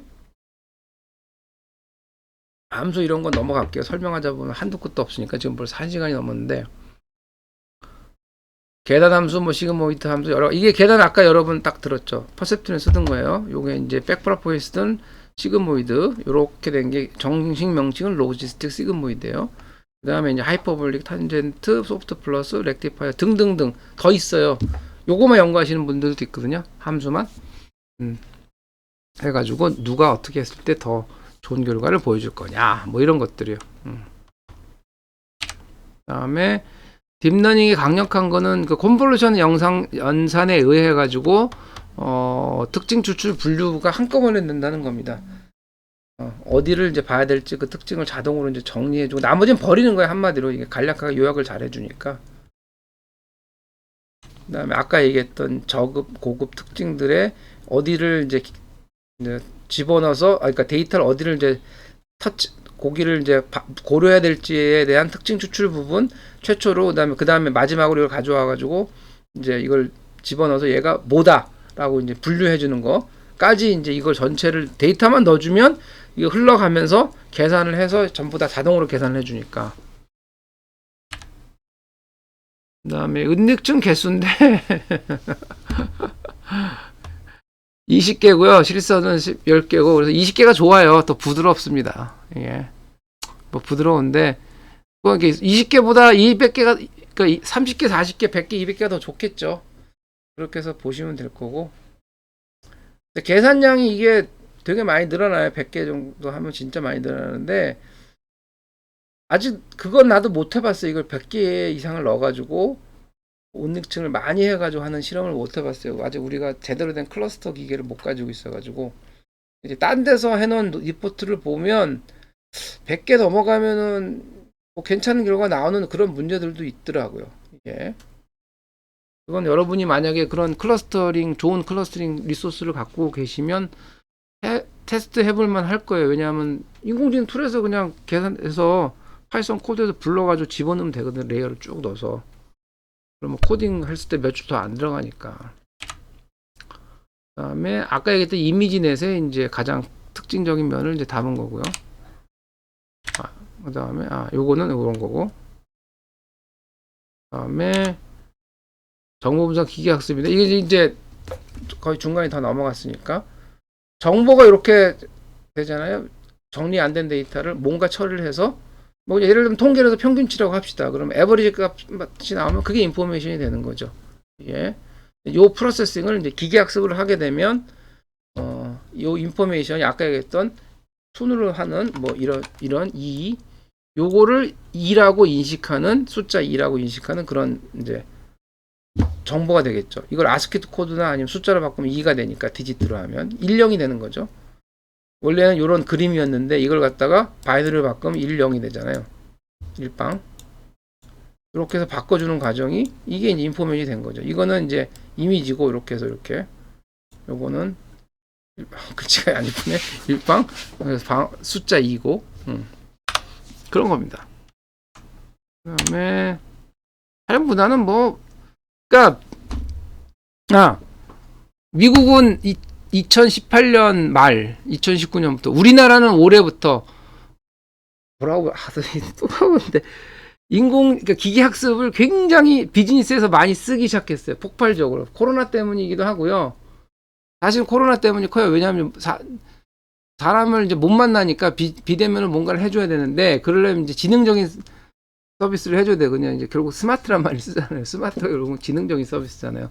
뭔가 신박한 거, 뭔가 다른 거 이런 걸 해주려면 프로그램이 기계라고 합시다. 그러니까 소프트웨어가 다르게 반응을 해줘야 돼요. 사람마다. 뭐 그런 거 예를 들면 그전에는 은행에 가서 여러분이 업무를 처리했는데 코로나가 예를 들면 더 심각해졌어요. 그러면 은행 창구를 못 열어요. 예를 들면. 그러면은 어떻게 됩니까? 인터넷으로 해야잖아요. 그러면 뭐 인터넷 백인감과 안 되는 것도 있을 거 아니에요. 그러면 어떻게 해야 돼요? 전화로 해가지고 보통은 열어서 어떻게 합니까? 물어보죠. 근데 그것도 이제 예를 들면 사람이 너무 많이 몰리면은 너무 다 저기 뭐야 그 어, 전화로 해서 대응하기가 못하니까 그럼 어떻게 해요? 챗봇을 쓰는 거죠. 그래서 생각해 보면 챗봇이 비즈니스에 적용돼 가지고 본격적으로 쓰기 시작한 시기가 얼마 안 돼요. 그 전에는 챗봇이 사람 말을 쓰면 이게 잘 반응을 제대로 안 했거든요. 제대로 못 했다고요. 근데 그 관련된 뭐 들어가는 이제 내추럴 랭귀지 프로세싱 관련된 기계학습 알고리즘들이 많이 고도화가 됐어요, 지금은. 그래서 좋은 결과들이 많이 나왔고 그걸 이용을 해가지고 여기도 이제 음성 전식 언어 처리하지만 특히 이제 문장 분석 그리고 분석된 내용에 대한 자동 대응 그게 결국은 챗봇으로 이제 귀결되잖아요. 그런 것들이 이제 많이 쓰이기 시작하는 거예요. 예, 왜냐하면 비즈니스에서 쓰려면 이게 제대로 동작을 해야지 됐다 안 됐다 이러면은 못 쓰잖아요. 그럼 결국 사람을 놓고 그 사람이 서비스 해주는 게 훨씬 좋거든요. 서비스 퀄리티가. 근데 이제 그렇지 않고 그냥 키보드로 두둥기는 거를 기기 학습해서 대응을 해도 전화로 대응하는 것만큼은 못하지만 그래도 많이 수준이 쫓아간 거죠, 지금은. 이제 어떻게 돼서 조금 더 지나서 이제 이게 더 되면 그러면은 이거 대응하는 해서 안녕하십니까 어떻게 하는 거 다 잘리는 거예요. 그 잡들은. 예. 그래서 이런 분야 여기 보시면 분야가 이거 지금 모든 분야가 다 망라돼 있어요 지금. 그리고 저거를 이제 공장에 적용하면 그게 이제 스마트 팩토리예요. 어.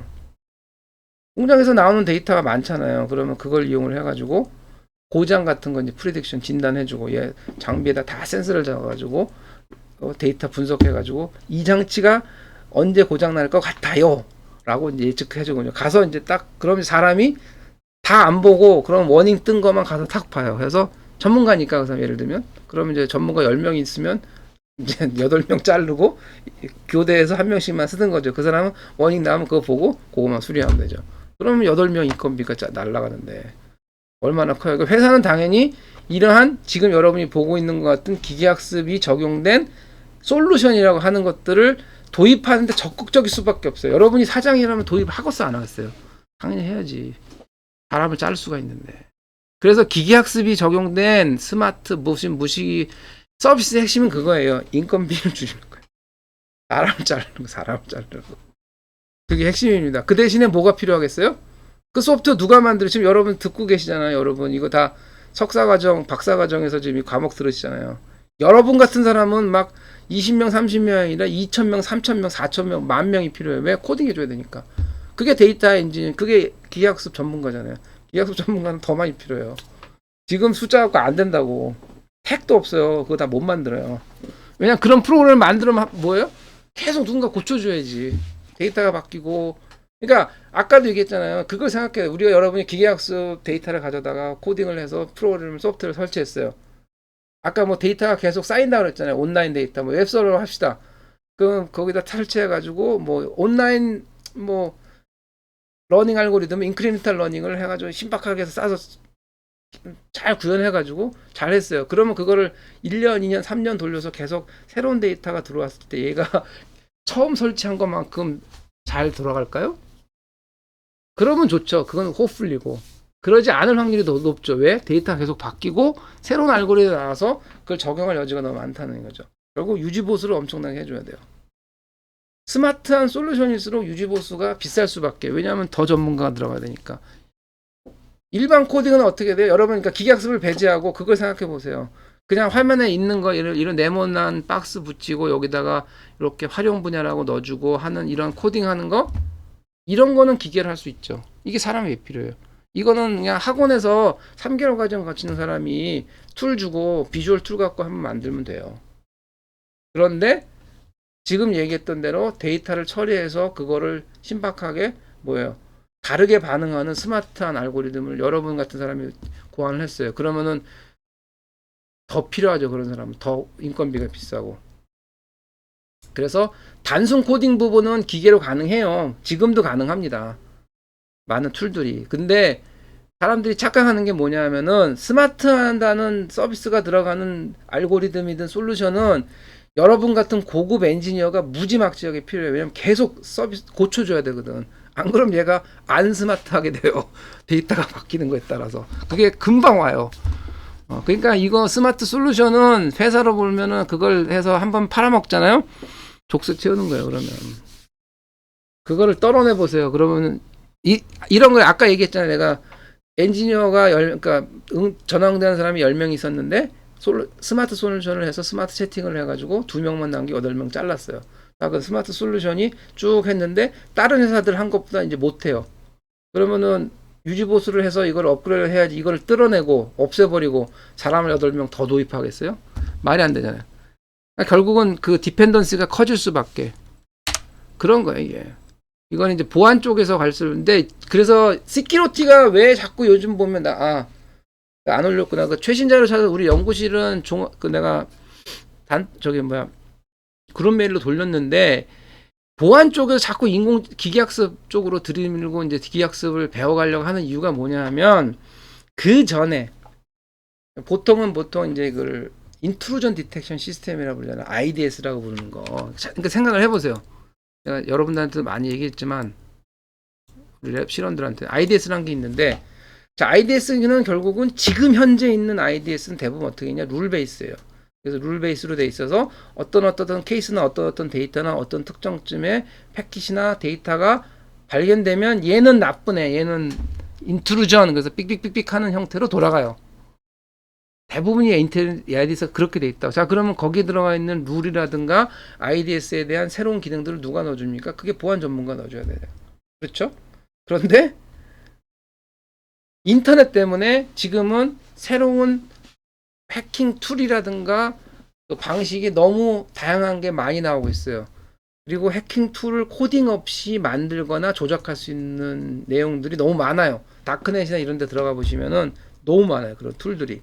그거 가져다가 코딩을 잘 몰라도 거기 있는 툴을 조합해서 사람이 내가 이렇게 생각해서 이렇게 하면 되겠네 하고 뚫으면 지금 현재 있는 IDS는 룰이 아니면 다 뚫린단 말이에요. 예. 그러니까 결국 뭐냐 막는 사람은 정해져 있는데 뚫려고 하는 사람이 너무 많은 거예요.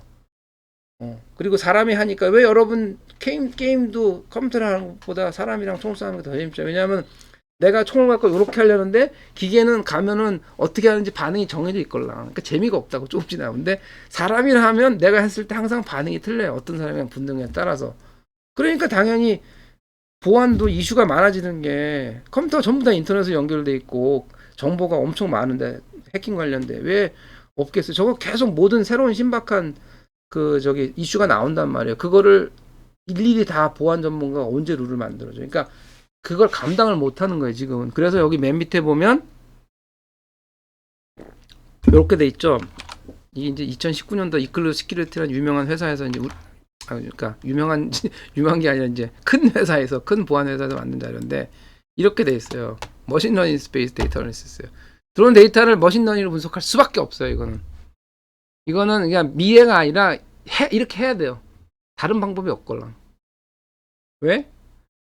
다른 방법이 있기는. 뭐겠어요? 보안 전문가를 한 1, 2천 명 투입하면 돼요. 갈아 넣는다는 표현 쓰죠? 전문가를 갈아 넣으면 돼. 화장실 갔다 오고 싶으면 갔다 오세요. 갈아 넣으면 되는데 그게 가능하겠냐고요. 보안 전문가 인건비가 1년에 1억, 2억 막 이러는데 그거 1,000명 갈아 넣으면 그럼 막 1,000억, 2,000억 쓰라고요? 안 된다고요. 결국은 뭐야? 머신러닝 베이스로 갈 수밖에 없어요. 보안 쪽은 특히나. 아까 봤던 것들로. 그러니까 데이터가 많이 그리고 다른 데이터가 쌓여서 분석해야 되는 쪽은 그냥 기계학습밖에 방법이 없는 거예요. 지금 우리가 인간이 아는 방법 중에서는.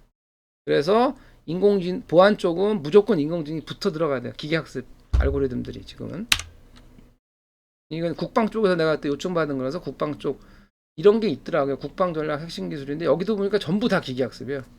보세요. 자율 인공지능, 지능형 지휘 통제, 정밀 타격인데 이게 뭐냐면 이거는 이제 좀 예외적인 거지. 화력이 큰 거, 뭐 레이저라든가 뭐 이런 거더라고요. 그다음에 추진 이것도 이제 스마트해요. 왜냐하면 이게 무인으로 체계로 가거든요. 유무인 복합 전투 이게 나오잖아요. 이런 식으로 사이버 이거야말로 이제 사이버전 보안 쪽이고. 그러니까 거의 한 60% 70% 기술에 머신러닝이 들어가야 돼요. 국방 쪽도. 그다음에 이제 사이버전은 특히 왜 그러냐면 이제 중국하고 북한 애들이 사이버로 들어와서 많이 이제 막 해죽고 다니잖아요. 방어하려면 이제 여기서 솔루션을 갖고 있어야 되니까 기계학습 기술들을 뭐 그래서 그렇습니다. 이거는 최초로 이제 체스 여러분 잘 아시죠? 아 퀸스 갬빗이 요즘 유명하던데 그 넷플릭스 시리즈에서 그거 한번 보세요. 혹시 넷플릭스 돼 있으면 되게 재밌는데 그 체스 게임은 97년도 이제 컴퓨터가 이겼어요. 저게 왼쪽에 IBM 딥블루 머신이고요. 오른쪽이 그때 이제 같이 붙었던 당시 이제 세계 챔피언 러시아 사람 게리 카스파로프인데 이제 졌죠. 딥블루가 아주 가볍게 이겼어요. 저건 인공지능이 아니에요. 기계학습이 아니라 인공지능이에요. 아까 얘기했죠. 서치를 되게 빨리 하는 거예요. 그렇게 해서 해결한 겁니다. 이건 이제 서치 공간이 이제 한정돼 있으니까. 알파고는 이제 여러분들 잘 알다시피 이제 2세대로 구단하고 붙었고, 이거는 이제 알파고 그때 이제 1202개 CPU를 썼더라고요. 그 다음에 개발하는데 100명 좀 이상 그걸로 도입됐었고, 그래서 이제 딥마인드 알파고하고 2016년도에 붙었는데 알고리즘이 이걸 썼어요. DNN하고 MCTS, 몬테칼로 트리서치, 이걸 두 개를 같이 썼고, 그 다음에 슈퍼바이드 러닝, 리인포스 러닝 여기 나오죠. 이런 기법들을 썼어요. 거기에 대해서. 그때 실제로 썼던 프로세싱 유닛입니다. 전용 유닛을 그때 만들었더라고요. 구글이. 텐서 프로세싱 유닛이라고 그때 적용해서 썼던 거고요. 요게 그 실제 기계 모습이에요. 사이트에 나온 건데 맞는다는 사람들이 여기 그 바둑 사진 붙어 있잖아요. 그렇게 썼다고 하더라고요. 요거 기계 갖고. 이게 싸지 않아요. 이게 되게 비싼 기계인데 그 당시에 전용으로 만들어가지고 구글은 워낙 돈이 많은데니까. 그래서 자율주행자에서는 뭐 내가 수업 시간에 가끔씩 얘기를 하는 주제인데 지금 핫 이슈죠. 왜 얼마 전에 뭐 현대자동차에서 뻘짓했다가 애플이 뭐 그랬다며 야 너희 우리 차 애플차 만들래? 그랬는데 현대가 그걸 갖다가 미리 터트려가지고 애플이 너희랑 안 해 그래가지고 다 거들고. 지금 애플 아이폰은 팍스콘이 만들잖아요. 대만에서. 이제 애플이 자율주행차 개발을 다 해놨어요. 거의. 구글하고 애플이 수준이 제일 높죠. 테슬라가 수준이 높은 게 아니고요. 자율주행차는 소프트웨어거든요. 핵심은 뭐 센서 기술 이런 게 아니고 센서는 사다 쓰는 거니까 뭐 초음파 센서, 레이저 센서 다 센서는 사다 쓰는 거고 센서에서 나온 데이터를 이제 처리해가지고 누가 이제 운전을 잘하는 소프트웨어를 만드냐 이거잖아요. 그래서 이제 자율주행차는 이제 구글 차, 이제 애플 차가 이제 조금씩 나올 겁니다. 그런 식으로 가고 있고, 뭐 무인항공기가 이제 이슈가 되는 거는 그런 것들이죠. 무기에서 쓸 때 되게 중요하고요. 왜냐하면 이제 그런 거예요. 그 공군 조종사 한 명 훈련시키는데 뭐 얼마더라?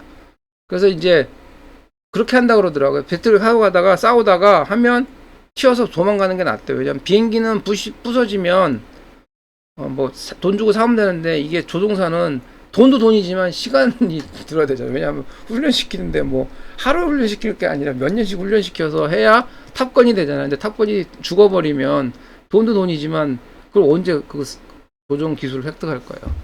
그래서 이제 무인체로 다 가는 거예요. 지금 무인 비행기로. 비행기 체계가 점점. 그리고 이게 이제 물류에 쓰이는 거예요. 그러니까 군대에서는 이게 무인기끼리 싸우는 거고 민간에서 이제 얘 갖고 이제 택배하는 겁니다. 언제까지 이게 트럭에다 해가지고 택배할 거라고 생각하세요? 이게 멀지 않았어요. 한 15년 정도에서 10년에서 드론에 대한 하드웨어 기술만 조금만 더 좋아지고 그 다음에 이제 그 법규가 좀 바뀌면 좀 많이 바뀔 거예요. 드론이.